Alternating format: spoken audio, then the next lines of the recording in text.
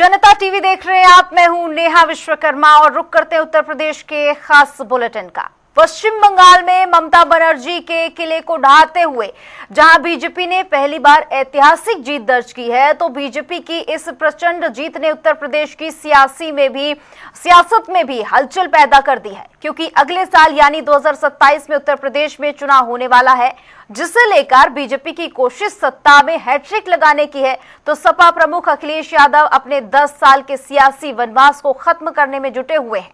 ऐसे में बंगाल के नतीजे ने यूपी के राजनीतिक माहौल पर एक बार फिर से असर डाल दिया है।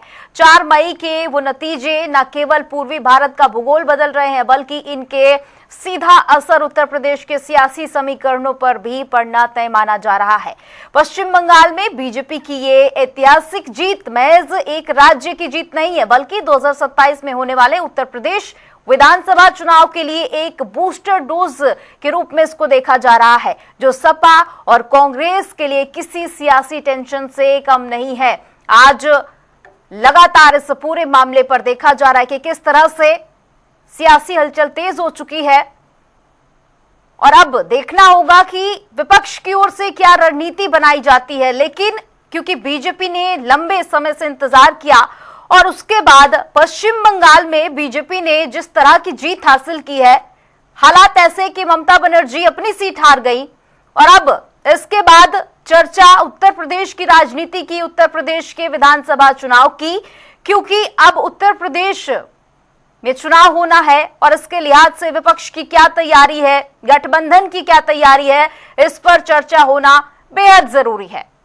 और इसी को लेकर लगातार सियासी चर्चाएं तेज हो चुकी हैं और लगातार देखा जा रहा है कि बीजेपी की ओर से जश्न मनाया जा रहा है। लेकिन इस ऐतिहासिक जीत का असर बाकी राज्यों के चुनाव पर क्या कुछ पड़ेगा, इस पर चर्चा होगी, क्योंकि बंगाल में जिस तरह से बीजेपी ने जीत हासिल की है, वो अपने आप में वो दिन ऐतिहासिक रहा। और अब उत्तर प्रदेश में क्या कुछ स्थिति होगी विपक्ष की, इस पर लगातार चर्चा हो रही है। तो खत्म होगा अखिलेश यादव का सियासी वनवास, यह भी चर्चा का विषय है। लेकिन बड़ी बात यह है कि जिस तरह से उत्तर प्रदेश के परिणाम पहले सामने आए थे और उसके बाद मुख्यमंत्री योगी आदित्यनाथ एक बड़ा चेहरा बनकर उभरे, उसके बाद अब यही सवाल है कि क्या अखिलेश यादव की वापसी हो पाएगी।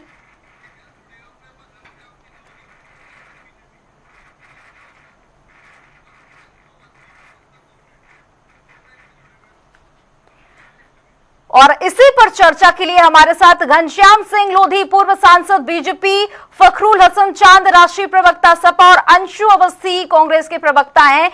आप तीनों का बहुत बहुत स्वागत है। और सबसे पहला सवाल मेरा बीजेपी से कि सर देखिए, लगातार देखा गया आपने जीत हासिल कर ली, 3 राज्यों में आपको जीत हासिल हुई, लेकिन क्या उत्तर प्रदेश का सियासी समीकरण भी इसी तरह से आपके लिए आसान रहने वाला है? हालांकि बंगाल तो आसान नहीं था, लंबा इंतजार किया आपने।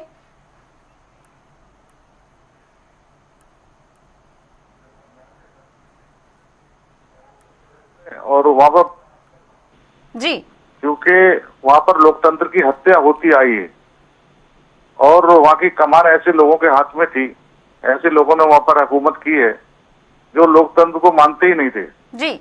लेकिन हमारे माननीय मोदी जी हो, चाहे हमारे अमित शाह जी हो गृह मंत्री, या हमारे योगी जी हो जी, उन्होंने बंगाल को देखा और वहां जाकर काम किया और वहां पर लोकतंत्र बहाल किया।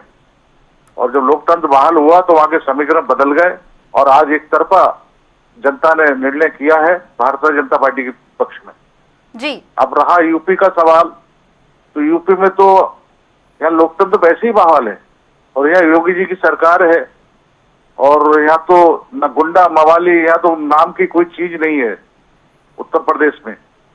और जब भी चुनाव होंगे 2027 में, तो वहां से ज्यादा तादाद में यहाँ सीटें जीतेंगी, क्योंकि यहाँ पे जो पार्टी ने काम किया है और जो विकास किया है, तो उसको लेकर जनता में एक मैसेज है और जनता भारतीय जनता पार्टी के साथ है।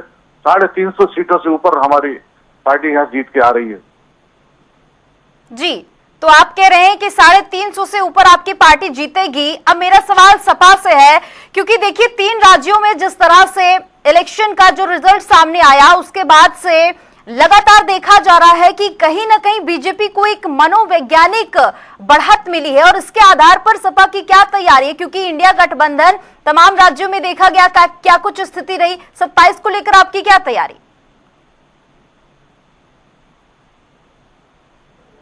ये कह रहे थे कि पश्चिम बंगाल में कल लोकतंत्र स्थापित हुआ। ये कैसा लोकतंत्र स्थापित हुआ? आ गया है कि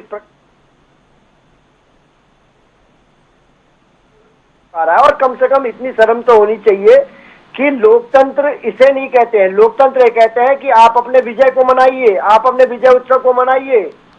आपको कोई पूरा देश नहीं रोक रहा है, आपको मैंडेट मिला है, किस प्रकार मिला है इस पे बाद में हम लोग चर्चा कर लेंगे। लेकिन अन्य राज्यों में जिनको जीत मिली है, उन्होंने लोकतंत्र के पर्व को, उत्साह को कैसे मनाया है, और पश्चिम बंगाल में जीत को किस प्रकार माना गया, किस प्रकार कार्यकर्ताओं की पिटाई हुई है, किस प्रकार टीएमसी के कार्यालयों को हानि पहुंचाई गई है, कि ये भी देश और प्रदेश देख पा रहा है। इसलिए, और मैडम मैं आपके बात का जवाब देना चाहूंगा। बताइए। जो 2027 के परिप्रेक्ष्य में आपने कहा है, निश्चित तौर पे उत्तर प्रदेश में हमारे नेता माननीय अखिलेश यादव जी का जो विजन है, सामाजिक न्याय, जाति जनगणना, और इसके साथ साथ हम लोग जो लगातार पीडीए की लड़ाई लड़ रहे हैं, हम उसके साथ आगे जाएंगे।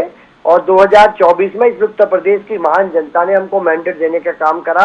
भुवन भास्कर जी, अगर आप पीडीए की बात कर रहे हैं तो देखिए पिछड़ा वर्ग तो बीजेपी लगातार अपनाने की कोशिश करती रही है। आपकी खास तैयारी क्या, असल तैयारी क्या है आपकी? क्योंकि देखिए पिछड़ों का जिस प्रकार योगी सरकार में आरक्षण को छीना गया है, ये भी देश प्रदेश से छुपा नहीं है।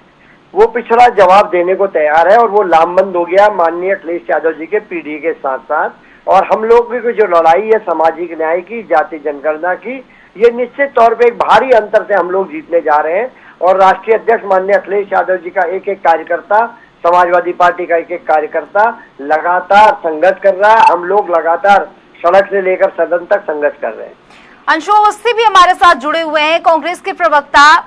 अंशु अवस्थी, देखिए तमाम राज्यों की अगर बात करें तो केरल से अलग आपकी स्थिति क्या है, और उत्तर प्रदेश को लेकर क्या तैयारी है?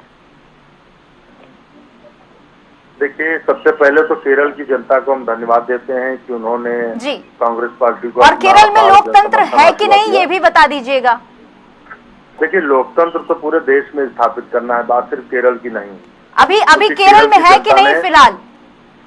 सुन लीजिए, बात सुन लीजिए। आपने सवाल कर दिया, जवाब आने दीजिए जी।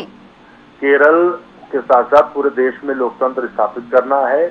केरल की जनता ने आशीर्वाद दिया है, और तमिलनाडु में जो जनादेश है वो एंटी इनकम्बेंसी रही।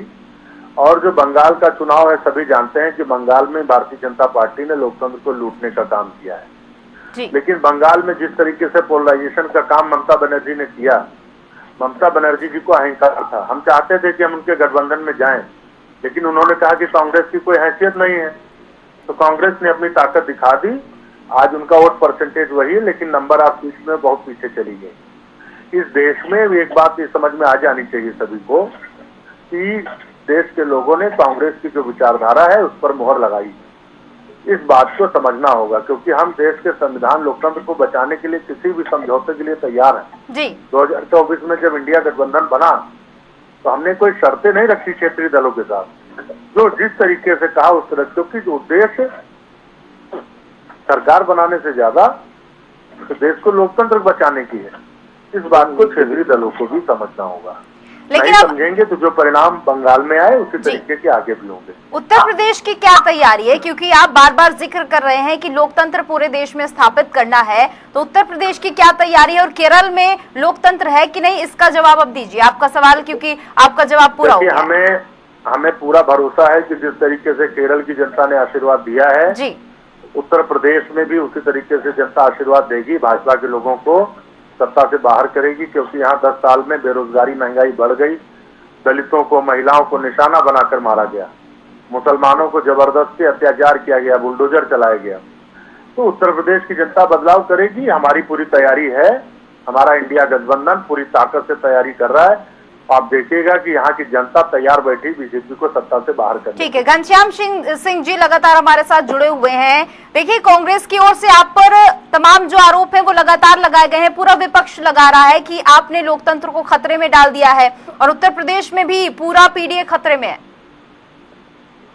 देखिए, जहाँ ये जीत जाते हैं तो बाद लोकतंत्र बहाल हो जाता है, और जहाँ हार जाते हैं तो लोकतंत्र की समस्या पैदा हो जाती है। कभी प्रशासन के ऊपर, कभी ईवीएम के ऊपर इन्हें तो आरोप लगाने हैं जी, लेकिन उत्तर प्रदेश में जो इनके सपने हैं वो कभी पूरे नहीं होंगे। दिन में ख्वाब कोई भी देख सकता है, लेकिन यहाँ भारतीय जनता पार्टी का छोटा हो या बड़ा कार्यकर्ता हो या नेता हो, दिन रात काम कर रहा है और उसी का निर्णय 2027 में आने वाला है। या एक तरफा भारतीय जनता पार्टी की जीत होगी जो उम्मीद नहीं थी, उससे भी बेहतर यह रिजल्ट आएगा। लेकिन सर, कुछ कमियां तो आपकी तरफ भी होंगी, क्योंकि लोकसभा में देखिए सपा की बढ़त जो है वो सभी ने देखी है, और अब जो चुनाव आने वाला है उसको लेकर आप किस तरह से देख रहे हैं उसको? देखिए, लोकसभा का चुनाव रहा, कोई कमियां रही उस पर पार्टी ने समीक्षा की है, उस पर काम किया है, लेकिन वो कमियां आगे ना दोहराई जाए उस पर काम हो रहा है और उसको लेके आगे बढ़ रहे हैं हमारे सारे नेता जी। और आगे जो भी रिजल्ट आएगा बहुत अच्छा रिजल्ट आएगा, उम्मीद से अच्छा रिजल्ट होगा। सपा से भी भुवन भास्कर जी लगातार हमारे साथ जुड़े हुए हैं। भुवन जी, देखिए, पूरे मामले पर आप लोग आरोप प्रत्यारोप तो लगा रहे हैं, लेकिन जमीनी हकीकत पर आप काम करेंगे कि नहीं? क्योंकि जो कमियां छूटी हैं, आपने 2 बार हार को स्वीकार किया है, तीसरी बार की क्या तैयारी है या इसी तरह से रहना है? आप जो ये कह रही हैं कि दो बार हमने हार को स्वीकार करा है, लेकिन तीसरी बार की 24 की जीत को भी देश ने, प्रदेश ने देखने का काम करा है। आज जो लड़ाई है वो किस चीज की है? माननीय अखिलेश यादव जी के नेतृत्व में जब लोकतंत्र बचाने की, देश को बचाने की, संविधान को बचाने की लड़ाई थी, वो लड़ाई को लड़ने का काम समाजवादियों ने नैरेटिव करा। तो आप हमेशा देते आ रहे हैं ना सर, पर लेकिन सीटों पर तो असर नहीं पड़ा। सीटों पे 24 पे असर नहीं पड़ा, 80 की हवा निकल गई। विधानसभा में क्या तैयारी है? आप उसका उल्लेख तो करेंगी, उसका उल्लेख जो तो हमारे हारे, हम लोग 17 हारे, 22 हारे, ठीक है, लेकिन 24 भी तो इस देश में आया था जी। उसको भी देखा, उसको भी आपने देखा था, वो कितनी बड़ी हम लोग लड़ाई लड़े थे और किस प्रकार भारतीय जनता पार्टी के सांसदों ने इस देश में कहने का काम करा कि हम लोग सत्ता में आए तो हम संविधान बदल लेंगे। संविधान को बचाने की लड़ाई हम लोगों ने लड़ी है, सभी समाजवादियों ने। तो आज देश और प्रदेश ये देख पा रहा है कि जो इनके जमीनी हकीकत है वो बहुत कोसों दूर है। आज माननीय अखिलेश यादव जी को उत्तर प्रदेश याद कर रहा है और 2027 में पूर्ण बहुमत की माननीय अखिलेश यादव जी की सरकार बनने जा रही है। चलिए, इस पूरे मामले पर देखिए, विपक्ष की तो एक ही प्रतिक्रिया है कि लोकतंत्र खतरे में है। अंशु अवस्थी जी, कांग्रेस की स्थिति मुझे बताने की जरूरत नहीं है। उत्तर प्रदेश में तमाम जो चुनाव हुए हैं उसमें भी कोई खास प्रदर्शन नहीं रहा है आपका। 27 को लेकर क्या विजन है कि जनता आप पर भरोसा जताए? देखिए, अब इतिहास पे मत जाइए, इतिहास तो हमारा इससे पहले भी रहा है। इतिहास कहाँ चला जाएगा सर? इतिहास कहाँ चला जाएगा? आप लोग पुरानी बातें नहीं करते हैं। देखिए, मैं इसीलिए कह रहा हूँ, इतिहास जनता बना रही है जी। केरल में इतिहास बनाया है वहाँ की जनता ने कांग्रेस को आशीर्वाद देके जी। तमिलनाडु में देखिए विजयन की पार्टी को किस तरीके से आशीर्वाद दिया है, उनका क्या इतिहास था? कोई इतिहास नहीं। उत्तर प्रदेश में भी नया इतिहास 2027 में रचा जाए, क्योंकि भाजपा की विदाई तय है जी। किसी भी कीमत पर लोग अब भाजपा को सुनना नहीं चाहते हैं। और बंगाल में यदि ममता बनर्जी जी को अहंकार ना होता तो आज वो फिर सत्ता में होती, लेकिन उनको अहंकार हो गया था। राजनीति में अहंकार जनता बर्दाश्त नहीं करती। तो इससे ये सवाल उठता है, उसका नाश होगा। इससे सवाल, एक अहम सवाल ये है कि जिस तरह से आप लोग बातें कर रहे हैं, इंडी गठबंधन की क्या स्थिति? आप लोग साथ में चुनाव 2027 में लड़ने वाले हैं कि अलग अलग लड़ेंगे? कुछ स्पष्ट नहीं हो पा रहा है लोगों को। चीजें बंगाल चुनाव के बाद एकदम स्पष्ट हो गई हैं जी, कि जनता अहंकार को हराएगी। जो भी अहंकार करेगा वो सत्ता में नहीं रह पाएगा, न पहुंच पाएगा। गठबंधन की क्या स्थिति है? कि इस देश का संविधान जो बीजेपी बदलना चाहती है, उस बीजेपी को सत्ता से बाहर करना है। इसमें सभी को सहयोग करना चाहिए। भुवन भास्कर जी, एक अंतिम सवाल आपसे, गठबंधन को लेकर क्या स्थिति है? क्या आप लोग मिलकर चुनाव लड़ने वाले हैं? क्या कुछ चर्चाएं हैं?